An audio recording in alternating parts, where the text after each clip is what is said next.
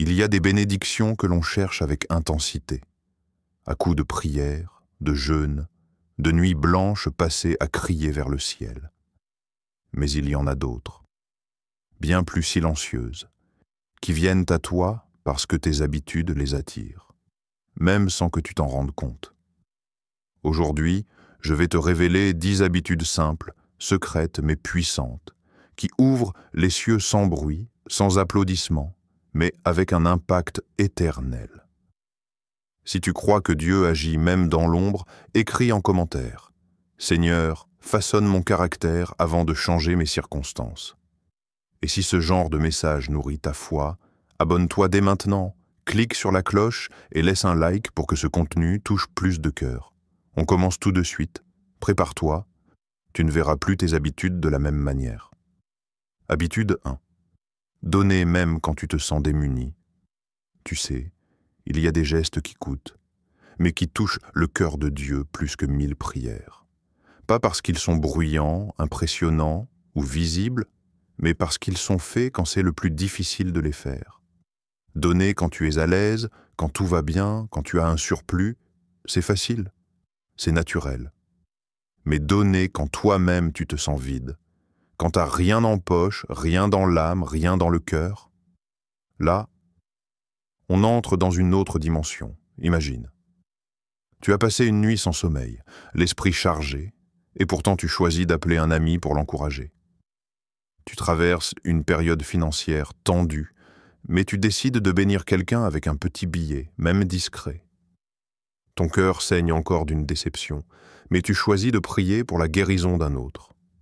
À ce moment précis, tu n'agis plus par émotion, tu n'agis même plus par force, tu agis par foi. Et c'est là que Dieu regarde. Parce que tu lui dis sans mots, « Je crois que tu es ma source. Je donne, même si je ne vois rien venir. Je sème, même si mon sol paraît sec. » Ce genre de don, c'est pas juste un acte. C'est une déclaration silencieuse. C'est une façon de dire au ciel, « Ma générosité ne dépend pas de ma richesse. Elle dépend de mon espérance. » Tu sais ce que Dieu fait avec ces gestes-là? Il ne les oublie jamais, il les transforme, il les multiplie, il les rend vivants. Ce que tu appelles une faiblesse, une fatigue, un manque, lui, il l'appelle terre fertile. Tu pensais juste sourire à quelqu'un alors que toi-même tu avais envie de pleurer. Mais ce sourire, Dieu peut en faire une pluie pour quelqu'un et une semence pour ta propre récolte. On ne donne pas seulement avec ce qu'on a, on donne avec ce qu'on croit. Et parfois, c'est quand tu n'as presque rien que ton geste a le plus de poids dans le royaume invisible. Habitude 2. Avancer sans tout comprendre. Et si tu arrêtais de chercher à tout comprendre avant de bouger? Et si la vraie foi, c'était justement d'accepter de marcher? Sans carte, sans GPS, sans plan B? Il y a des moments où Dieu te parle, pas par une voix de tonnerre, pas par une vision spectaculaire, mais par un simple élan, une conviction étrange, douce, insistante, et là, tu hésites. Parce que ça n'a pas de sens. Parce que tu ne vois pas l'après. Parce que ton mental réclame des garanties. Mais Dieu n'est pas une entreprise. Il ne donne pas des contrats. Il donne des promesses et attend qu'on y réponde avec confiance, pas avec logique. Rappelle-toi d'Abraham. Il ne savait pas où il allait, mais il a marché. Il a quitté ce qu'il connaissait, ce qui le rassurait, ce qui lui semblait sûr, pour suivre une voie qu'il ne voyait pas. Et cette marche dans l'invisible est devenue la fondation de toute une génération bénie. Souvent, tu veux que Dieu te montre l'escalier entier, mais lui, il te tend juste la première marche. Et tant que tu ne la franchis pas, rien ne bougera, rien ne se débloquera. Il y a des percées que tu attends, mais qui ne viendront qu'après ton pas, pas avant. Pas pendant que tu analyses, après. Ce n'est pas une stratégie, c'est une relation. Et dans une relation vraie, on apprend à faire confiance avant de tout savoir. Parfois, tu restes bloqué, pas parce que Dieu ne parle pas, mais parce que tu veux qu'il parle à ta tête, alors qu'il s'adresse à ton cœur. Et tu sais quoi? Tant que tu restes assis à attendre la clarté, Tu rates les saisons où le flou était justement la preuve que Dieu testait ta foi. Le miracle ne précède pas toujours le pas, mais le pas déclenche souvent le miracle. Habitude 3. Pardonner dans le silence. Tu n'as rien dit, tu n'as pas crié ton injustice, tu n'as pas demandé qu'on reconnaisse ta douleur, tu as juste laissé partir. Tu aurais pu raconter, tu aurais pu te défendre. Tu aurais eu raison, peut-être, aux yeux des autres. Mais tu as choisi le silence. Le genre de silence qui n'efface pas la souffrance, mais qui la remet entre les mains de Dieu. Ce pardon-là, personne ne l'a vu. Personne ne t'a applaudi. Tu as fermé la porte doucement, le cœur tremblant, mais la décision prise, je refuse de porter cette amertume plus longtemps. Et tu ne le sais peut-être pas, mais ce jour-là, tu as déplacé des choses dans le monde spirituel. Tu as brisé une chaîne que même des prières longues et intenses n'avaient pas pu faire céder. Pardonner sans attendre des excuses. Pardonner sans qu'on te demande pardon. Pardonner sans que l'autre comprenne, sans qu'il regrette. C'est une forme de grandeur que seuls les cœurs guéris par Dieu peuvent choisir. Ce n'est pas de la faiblesse, c'est un acte de puissance. Un pardon silencieux est une offrande que Dieu ne néglige jamais. Tu pourrais vivre toute une vie avec ce poison discret dans l'âme. Mais tu as choisi de guérir. Pas pour eux, pour toi, pour avancer léger, pour entendre Dieu plus clairement, pour que ta prière ne rebondisse pas sur le plafond de ton amertume. Dieu ne te demande pas d'oublier. Il ne t'oblige pas à tout reconstruire. Il te demande juste de lui remettre ce que tu ne veux plus porter. Et ça libère des fleuves. Ça ouvre des portes que tu ne soupçonnais plus. Parce que là où il y avait un mur de rancune, il met une fenêtre de lumière. Et cette lumière, c'est le début d'une autre saison. Habitude 4. Semer dans l'ombre. Il y a des mains qui travaillent sans bruit, des cœurs qui se donnent sans réclamer, des vies entières qui construisent dans le silence, loin des likes, loin des regards. Tu vois, dans un monde obsédé par la visibilité, choisir l'ombre est un acte radical. Tu encourages sans qu'on sache que tu étais là. Tu intercèdes pour des gens qui ne sauront jamais que leur délivrance a commencé dans tes prières. Tu donnes, tu sèmes, tu aides, et parfois personne ne te remercie, mais toi, tu ne le fais pas pour ça. Et c'est là que Dieu entre en scène, parce que ce que l'homme ignore, le ciel l'enregistre. Il y a des gestes que tu as faits, que même toi tu as oubliés, mais eux, ils brillent encore dans les livres de Dieu. Ils continuent de parler dans l'invisible. Quand tu fais le bien sans chercher le retour, quand tu bénis sans espérer être vu, quand tu aimes sans stratégie, sans filtre, sans marketing, tu t'approches du cœur même de Dieu, car lui aussi a donné dans l'ombre, dans une crèche discrète, sur une croix ignorée, dans des silences célestes, il a semé l'éternité. Semer dans l'ombre, ce n'est pas s'effacer, c'est s'enraciner. L'arbre qui pousse le plus haut est celui dont les racines plongent le plus profondément. Et personne ne les voit. Tu n'as pas besoin d'une scène, tu n'as pas besoin de validation, parce que ce que tu bâtis dans le secret, Dieu le révélera dans son temps, pas pour te glorifier, mais pour te justifier. Le royaume de Dieu avance par des anonymes, des priants silencieux, des semeurs d'amour dans des sols arides, des porteurs de paix invisibles. Et un jour, quand tout semblera venir d'un coup, ce sera en réalité la moisson cachée d'années passées à semer, dans l'ombre. Habitude 5. Rester reconnaissant, même dans l'épreuve. Il y a des saisons où le ciel semble fermé. Tu pries, rien. Tu frappes, aucune réponse. Tu espères, et tu as l'impression que tout s'écroule plus vite encore. Ces moments-là, ce ne sont pas juste des épreuves. Ce sont des couloirs intérieurs où ta foi est mise à nu, où Dieu ne te parle pas comme avant, pas parce qu'il est parti, mais parce qu'il te regarde réagir dans le silence. Et toi, là, au milieu du chaos, tu ouvres la bouche. Tu ne cries pas ta colère, tu ne murmures pas ta douleur, tu dis « merci ». pas parce que tu aimes ce qui se passe, pas parce que tout est clair, mais parce que tu choisis de croire que même dans la tempête, Dieu est encore Dieu. Dire merci dans l'abondance, c'est logique. Dire merci dans le manque, dans l'attente, dans la trahison, dans la fatigue, c'est une arme spirituelle. Quand tu rends grâce au cœur du combat, tu changes l'atmosphère.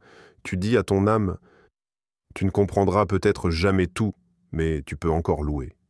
Et ça fait trembler l'enfer. Parce que l'ennemi compte sur ton découragement pour t'éteindre. Mais il ne sait pas quoi faire quand, au lieu de t'éteindre, tu chantes. Rappelle-toi de Paul et Silas. Enchaînés, blessés, abandonnés. Et pourtant, ils ont loué. Pas après la délivrance, avant. Et c'est cette louange-là qui a fait tomber les chaînes. Tu n'as peut-être pas encore vu ton miracle. Mais si tu dis « merci » maintenant, c'est comme si tu posais une clé sur une serrure invisible. Chaque remerciement au creux de l'épreuve est un acte de foi qui ouvre des portes que la logique ne peut même pas deviner. Et parfois, ce n'est pas le changement qui produit la reconnaissance. C'est la reconnaissance qui attire le changement. Habitude 6. Refuser de te plaindre, même quand tout stagne, tu n'en peux plus d'attendre. Tu pries, tu jeûnes, tu espères, et rien ne bouge. Tu regardes autour de toi, les autres avancent, les autres réussissent, les autres récoltent. Toi, tu stagnes. Et là, l'envie vient, l'envie de dire « Seigneur, pourquoi moi? Pourquoi si long? Pourquoi si dur ?» Et si je te disais que cette plainte, même discrète, même en soupir, peut refermer des cieux que Dieu était prêt à ouvrir? La plainte n'est pas qu'un bruit, c'est une atmosphère, une fréquence, une vibration. Chaque fois que tu murmures, tu donnes du pouvoir à ce que tu redoutes. Tu nourris le doute, tu invites l'amertume. Et pire encore, tu bloques ta propre foi. Dieu peut tout entendre. Oui, mais ce qui l'honore, ce n'est pas le découragement répété, c'est le silence rempli de confiance. Quand tu choisis de ne rien dire plutôt que de critiquer, quand tu retiens la parole qui accuse, quand tu choisis le silence, pas par résignation mais par foi, tu montres à Dieu que tu es plus aligné avec sa promesse qu'avec ton inconfort. Les Hébreux, dans le désert, n'ont pas été exclus de la terre promise à cause de géants, mais à cause de leurs murmures répétés. Leurs bouches ont annulé ce que Dieu voulait leur donner. Ne tombe pas dans ce piège. Tu as le droit d'avoir mal. Tu as le droit d'être fatigué. Mais tu as aussi le choix de la posture. Et parfois, le plus grand acte de foi, ce n'est pas de parler, c'est de se taire. Se taire pour ne pas salir l'atmosphère. Se taire pour ne pas trahir la promesse. Se taire, non pas par défaite, mais par respect du plan que tu ne comprends pas encore. Dieu entend ton silence. Et ce silence peut être plus puissant que 1000 paroles remplies d'impatience. Habitude 7.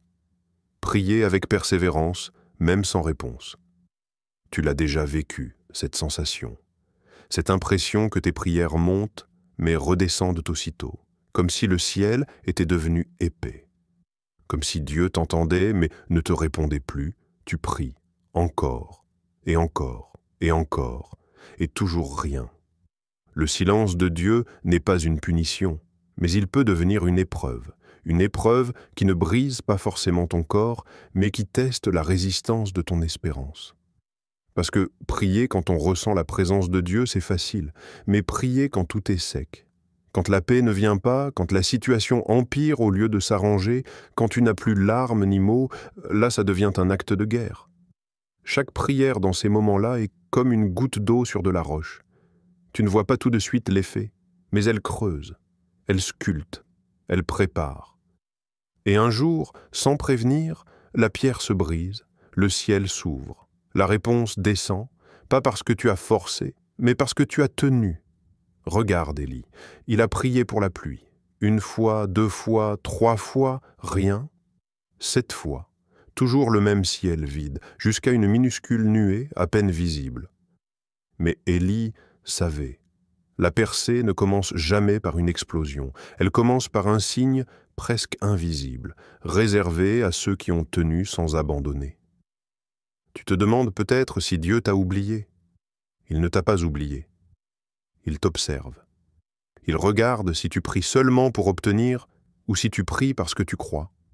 Parce que tu choisis la relation, même sans retour immédiat. Dieu n'est pas sourd, il est précis, et parfois ce qu'il construit en toi pendant l'attente vaut plus que ce que tu attends. Alors continue. Une prière de plus, et tout peut basculer. Habitude 8. Honorer ses parents, même dans la difficulté. On ne choisit pas la famille dans laquelle on est. On ne choisit pas les gestes qu'on a reçus, ni les mots qu'on aurait préféré ne jamais entendre. Et pourtant, Dieu, lui, a choisi de lier l'honneur à la bénédiction. Ce n'est pas une question de mérite, c'est une loi spirituelle. Honore ton père et ta mère, afin que tes jours se prolongent sur la terre que l'Éternel, ton Dieu, te donne. Il n'a pas dit « s'ils sont bons avec toi ». Il n'a pas dit « s'ils sont justes, aimants ou croyants ». Il a juste dit « honore-les ». Et c'est là que ça devient difficile, parce que tu peux aimer Dieu de tout ton cœur, mais ressentir encore des blessures liées à ton père ou à ta mère. Tu peux avoir été négligé, incompris, rejeté, manipulé. Et pourtant, l'Évangile ne te donne pas le droit de haïr, il t'appelle à l'honneur. Honorer, ce n'est pas excuser l'inexcusable. Ce n'est pas tout oublier. Ce n'est même pas forcément renouer un lien brisé. Honorer, c'est refuser de répondre au mal par le mal. C'est parler avec respect. C'est prier en silence pour celui ou celle qui n'a jamais prié pour toi. C'est bénir dans ton cœur, même s'ils n'ont jamais su te bénir. C'est laisser Dieu gérer la justice pendant que toi, tu choisis la paix. Et Dieu voit ça. Il voit les larmes que tu n'as jamais montrées. Il entend les pardons que tu as chuchotés sans jamais les dire à voix haute. Il connaît la retenue dans tes mots, la maîtrise dans tes gestes, la douceur que tu offres à la place de la rancune. Et ce choix-là, il n'est pas stérile. C'est une semence d'honneur, et chaque semence donne un fruit. Il y a une protection qui se dépose sur ta vie quand tu choisis l'honneur malgré la douleur. Il y a des chaînes intérieures qui tombent non pas parce que la relation a changé, mais parce que ton cœur a choisi la liberté. Habitude 9. Être intègre dans le secret. Il y a ce que tu montres, et il y a ce que tu es quand personne ne regarde. Pas de caméra, pas d'amis, pas de pasteur, pas de filtre, juste toi et Dieu. L'intégrité, ce n'est pas ce que tu dis, ce n'est même pas ce que tu crois, c'est ce que tu fais quand tu pourrais très bien ne pas le faire, quand tu pourrais tricher et personne ne le saurait, quand tu pourrais mentir et que le mensonge te simplifierait la vie, quand tu pourrais prendre un raccourci et qu'il n'y aurait, en apparence, aucune conséquence. Mais tu choisis de rester droit. Tu choisis la voie étroite, pas parce qu'elle est confortable, mais parce qu'elle est juste, et Dieu voit cela. Il ne récompense pas l'image, il bénit la vérité. Certains récoltent en public ce qu'ils ont cultivé en privé, et d'autres vivent un blocage spirituel, non pas parce que l'ennemi les attaque, mais parce que leur propre duplicité bloque le flot. Ce que tu fais en secret parle plus fort que tes prières, car Dieu ne se laisse pas impressionner par les discours. Il cherche des cœurs vrais, des esprits fidèles.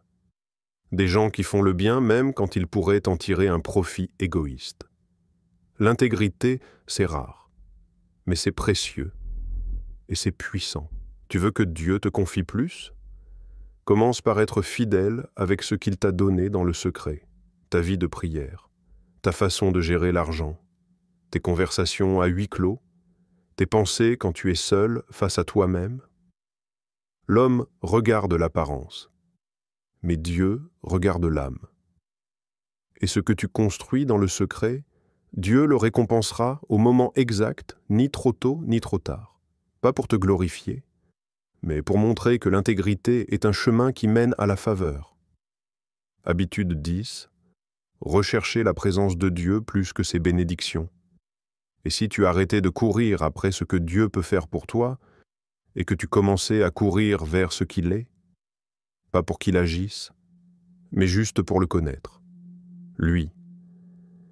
Il y a un point dans la marche spirituelle où tu ne cherches plus la main de Dieu, tu cherches son visage.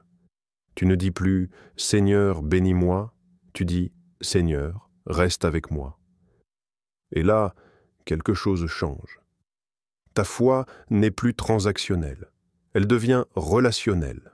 Tu n'attends pas de recevoir pour croire, tu crois parce que sa présence te suffit. Ceux qui vivent dans cette dimension ne sont pas toujours les plus visibles, mais ce sont souvent ceux que Dieu utilise pour bénir les autres sans qu'ils le sachent eux-mêmes. Ils deviennent des canaux vivants, pas parce qu'ils cherchent la gloire, mais parce qu'ils cherchent Dieu. Ils comprennent que le vrai miracle, ce n'est pas d'avoir une vie sans tempête, mais une barque où Jésus est présent, même quand les vagues se lèvent. Ils ne demandent plus « Quand vas-tu changer ma situation ?» Ils disent « Change mon cœur pendant que j'attends. » Et c'est là que tout s'aligne. Pas magiquement, mais spirituellement. Parce que quand Dieu devient ton but, le reste n'a plus le même pouvoir sur toi. Tu n'es plus esclave de l'attente, tu n'es plus défini par ce que tu as ou n'as pas reçu. Tu découvres une paix qui ne dépend de rien d'extérieur, une joie qui ne repose pas sur le résultat, une force qui ne vient pas d'un miracle visible, mais d'une communion constante avec celui qui t'a appelé. Rechercher la présence de Dieu, c'est oser dire « Même si tu ne fais rien de plus, tu m'as déjà donné l'essentiel, toi. » Et cette posture-là attire bien plus que des bénédictions. Elle attire la faveur, la stabilité et la profondeur. Tu n'as pas besoin d'être parfait pour attirer la faveur de Dieu. Mais tu peux cultiver les bonnes habitudes, des habitudes simples, cachées, souvent oubliées, mais puissamment efficaces. Alors aujourd'hui, choisis de semer dans l'obéissance, le pardon, la foi, le silence, la reconnaissance, et tu verras, ce ne sont pas les bénédictions que tu poursuivras, ce sont elles qui te trouveront,